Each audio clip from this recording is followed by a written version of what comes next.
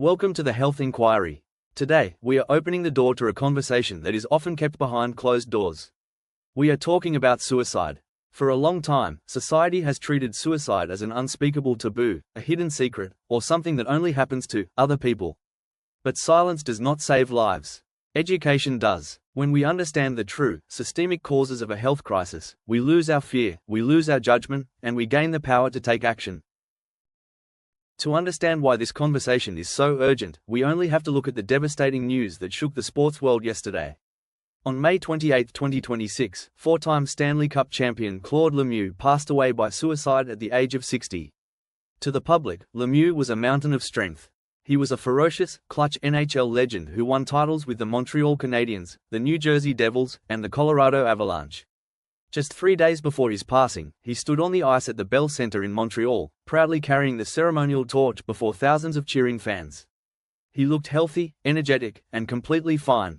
Yet, behind the scenes, an invisible psychological storm was reaching its peak. Claude Lemieux is tragically not alone. Over the years, many of the world's most successful, celebrated, and seemingly invincible public figures have fallen into the exact same trap. Anthony Bourdain explored the globe as a world-renowned chef and beloved storyteller, possessing what millions considered an enviable life, yet he died by suicide in 2018. Robin Williams, a comedic genius who brought endless joy and laughter to the entire planet, lost his life to suicide in 2014 while secretly suffering from a progressive neurodegenerative brain disease. Iconic musicians like Chester Bennington of Linkin Park and Chris Cornell of Soundgarden, alongside legendary athletes like NFL Hall of Famer Junior Seau, all succumbed to the same internal agony. These tragic losses prove a fundamental truth: immense talent, fame, physical strength, and financial success do not insulate a human being from deep psychological pain. Suicide does not care how many trophies you have won, how much money you have in the bank, or how happy you appear on a television screen or a social media feed. It is a severe, lethal health crisis that can trap anyone. The alarming data, a global and national look. To understand the scope of this challenge, we must look at the hard data. Public health organizations like the World Health Organization, WHO, and the Centers for Disease Control and Prevention, CDC, track these numbers closely to help us see where help is needed most.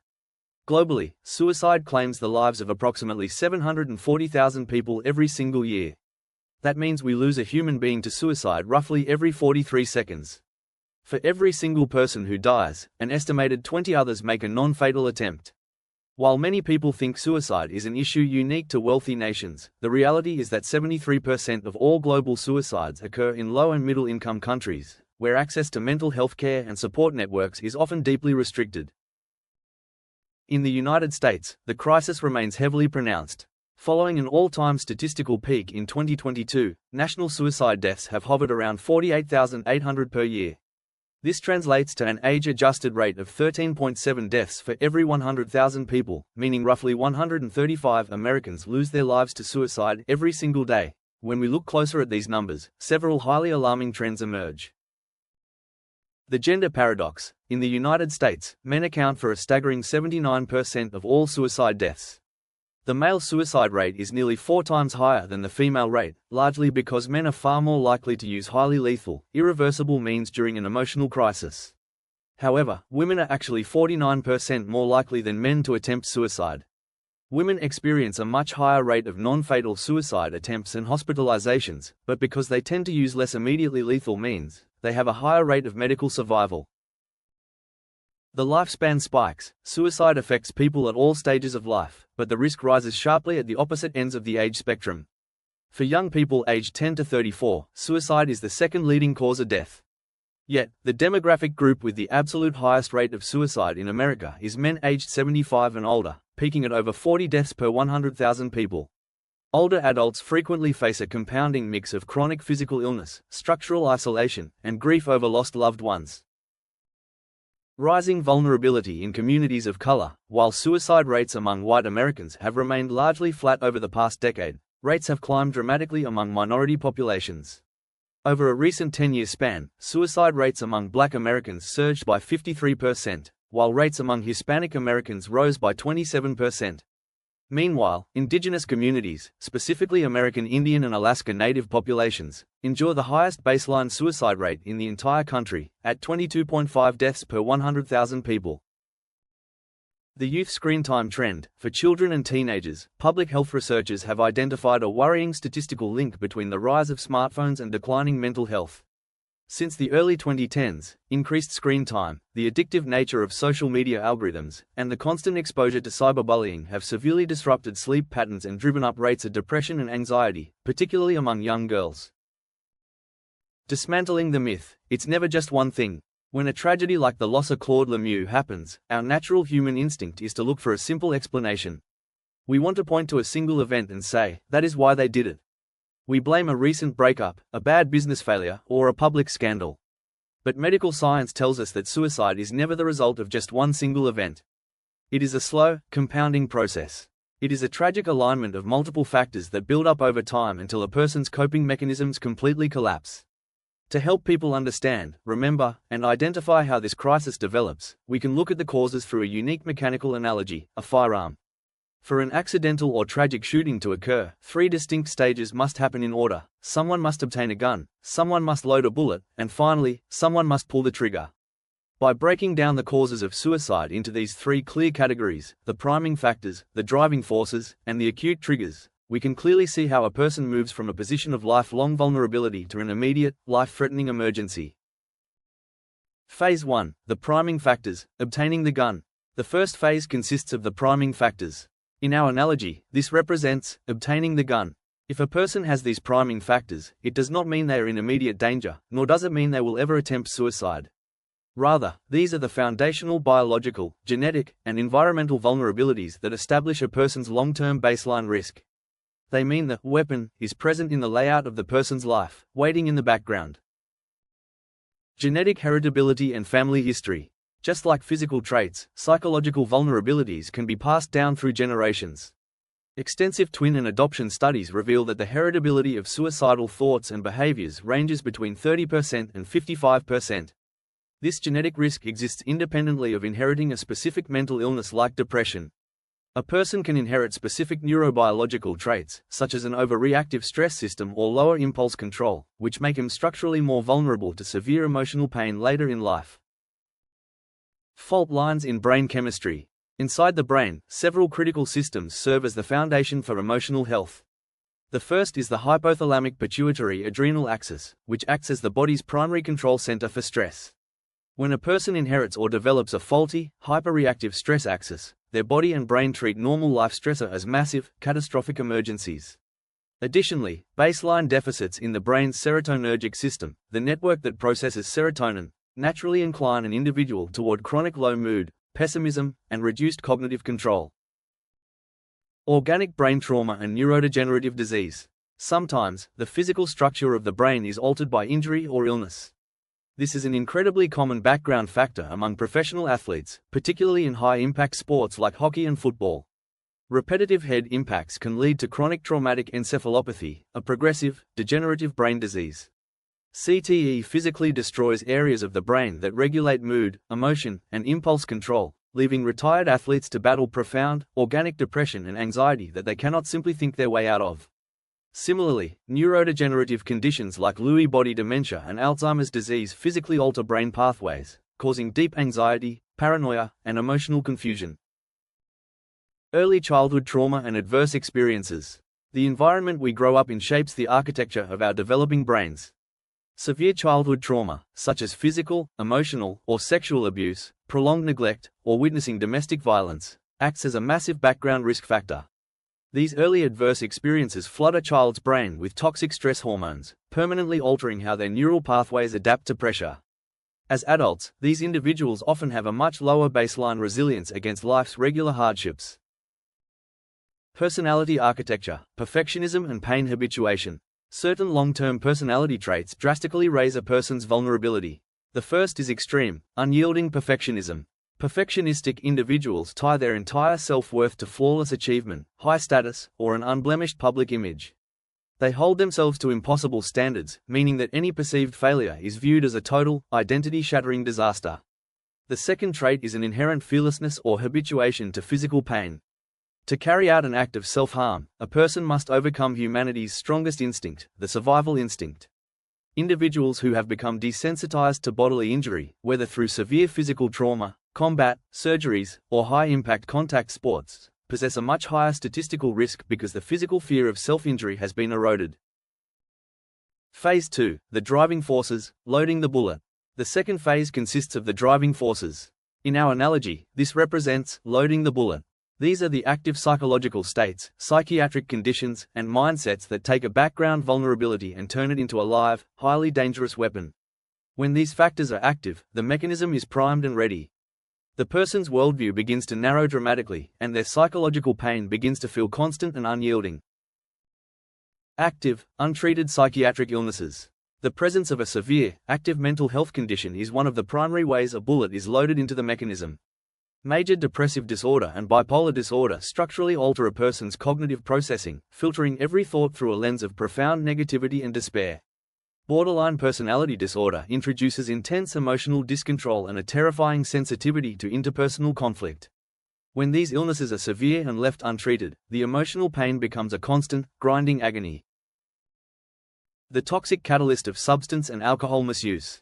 Alcohol and drug use disorders act as devastating accelerators. Substance abuse works in two malicious ways. It deepens existing depressive states while simultaneously stripping away a person's natural behavioral inhibitions. A passing, temporary suicidal thought that a sober person might easily dismiss can rapidly become a fatal action when alcohol or drugs impair judgment and erase impulse control. Statistically, over 1/3 of individuals who lose their lives to suicide have alcohol in their system at the time of death. The construction of the suicidal narrative. When background vulnerabilities and active stressor combine, the mind can construct a highly rigid, dangerous internal script known as the suicidal narrative. This is a specific cognitive trap where an individual locks themselves into a hopeless story about their own life. I strived for one specific goal that was entirely vital to my identity and my only chance at happiness. I have failed to reach it, I cannot change the goal, and I cannot move forward. There is no acceptable future left for me. This script plunges the individual into a deep well of perceived public humiliation and failure. They cannot see alternative solutions because their mind has lost its cognitive flexibility. Perceived burdensomeness and thwarted belongingness. As the suicidal narrative deepens, two highly dangerous interpersonal beliefs take root. The first is perceived burdensomeness, the profound, agonizing conviction that one's life has become a useless, permanent strain on family, friends, and society. The person genuinely believes the lie that, my loved ones would be better off if I were gone. The second belief is thwarted belongingness, a profound sense of structural isolation, where the individual feels completely disconnected, misunderstood, and alien from their peers and community. Physical access to lethal means. On a practical level, having immediate, easy access to a highly lethal instrument is the equivalent of having a loaded bullet instantly accessible. If an individual experiences a sudden, overwhelming psychological crisis, the presence of a firearm or lethal medication in the immediate environment drastically increases the likelihood of a fatal outcome. Because many suicide impulses are short-lived, putting physical distance and time between an at-risk person and a lethal method is one of the most effective ways to save a life. Phase 3. The acute triggers. Pulling the trigger. The final phase consists of the acute triggers. In our analogy, this represents pulling the trigger. These are the immediate, short-lived external events and the subsequent biological storms inside the brain that fire the primed weapon.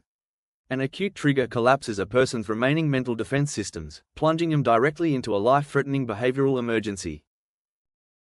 Catastrophic psychosocial shocks. An acute trigger is almost always an immediate, unexpected life event that deals a devastating blow to a person's emotional stability. Public health research highlights several specific categories. Final romantic rejection. The sudden, permanent ending of a core marriage or romantic relationship is uniquely volatile. It introduces a massive spike in suicide risk within a critical 24-hour window following the rejection, a severe threat to core identity, a sudden, public collapse of a person's foundational self-image or professional life work. Examples include a high-profile corporate or political scandal, the sudden exposure of wrongdoing, or the immediate loss of a medical, legal, or athletic license.